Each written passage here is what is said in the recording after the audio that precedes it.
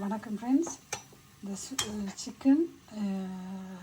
Chicken with beetroot எப்படி செய்கிறேன்னு பார்ப்போம். அவ்வளோத்துக்கு உண்மையாகவே நல்ல டேஸ்ட்டாக இருக்குது. அதே நேரம் பாருங்கள், ஒத்தையாக உதிரியாக வந்திருக்குது, நல்ல தூர்வையாக வந்திருக்குது. இந்த நாங்கள் வரைன்னு சொல்லுவோம், இந்தியாவில் பொரியல் அல்லது கூட்டன்னு சொல்லுவோம். அதை எப்படி செய்கிறேன்னு பார்ப்போம், வாங்குவோம்.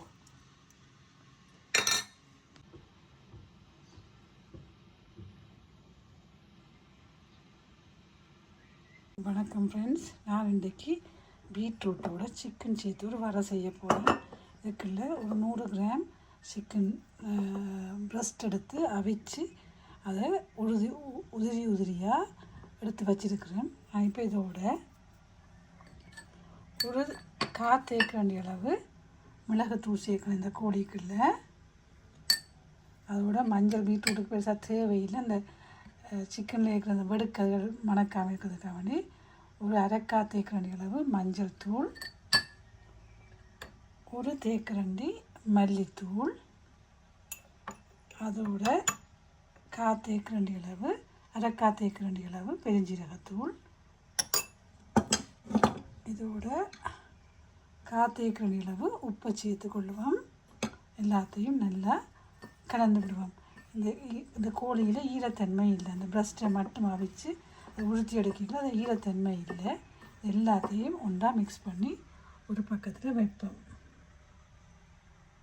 இதுக்குள்ள தேக்கரண்டி கொஞ்சம் குறைவான நச்சீரகம் எடுத்துருக்கிறேன். அதை நாங்கள் பவுடராக்கி எடுப்போம்.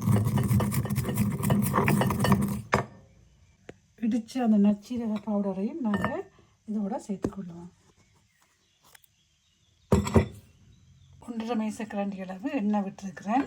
இப்போ நான் அதுக்குள்ள தேக்கரண்டிக்கும் குறைவு தேக்கரண்டி அளவு கடுகு சேர்த்துக்கொள்கிறேன். கடுகு கொஞ்சம் பொரிஞ்சு வரட்டும்.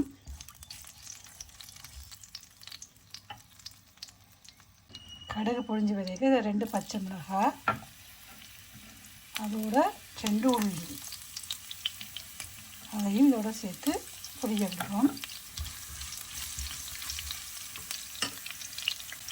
இதோட ஒரு மீடியம் சைஸ் வெங்காயத்தையும் சேர்த்துக்கொள்ளுவோம்.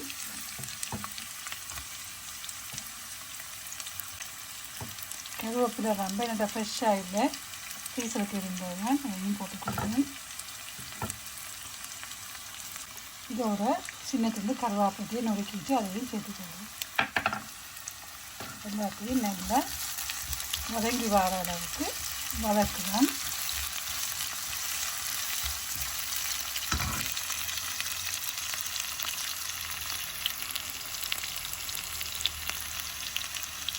நாங்கள் இதோட ஒரு தேக்கரண்டி சில்லி ஃப்ளேக்ஸ் சேர்த்துக்கொள்ளுவோம். இந்த பீட்ரூட் ஸ்வீட்டாக இருக்கணுங்கிறத கொஞ்சம் காரமாக இருந்தால் நல்லா இருக்கும். இப்போ நான் ஒரே ஒரு பீட்ரூட் தான் எடுத்து சின்னதாக வெட்டி வச்சுருக்கிறேன். அதை இதுக்குள்ளே சேர்த்துக்கொள்ளுவோம்.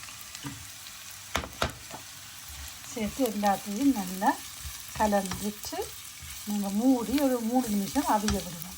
மெல்லிசாக வடிக்கிறதா குயிக்காக அவிஞ்சிடும். அதை மூடி அவிய விடுவோம். இப்போ பீட்ரூட் அவிஞ்சு கொண்டு குக்கர் வந்து கலந்து விடுவோம்.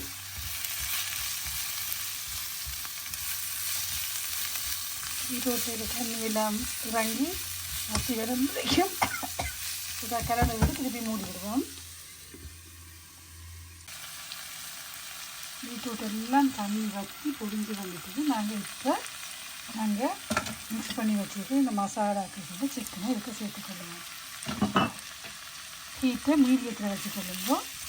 இப்போ எல்லாத்தையும் சேர்த்து நல்லா கலந்து விடுவோம். இந்த பீட்ரூட்டோட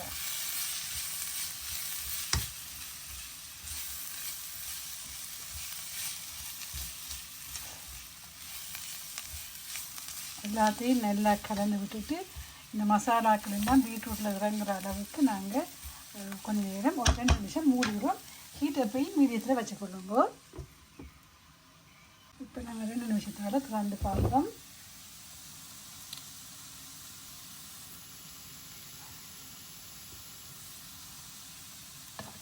ஒருக்கா கலந்து விடுவோம். நல்லா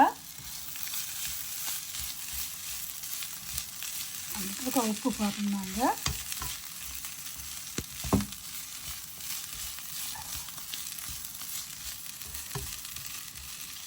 எல்லாம் நல்லா கலந்து விட்ட பிறகு கொஞ்சம் இது உப்பு பாருங்க.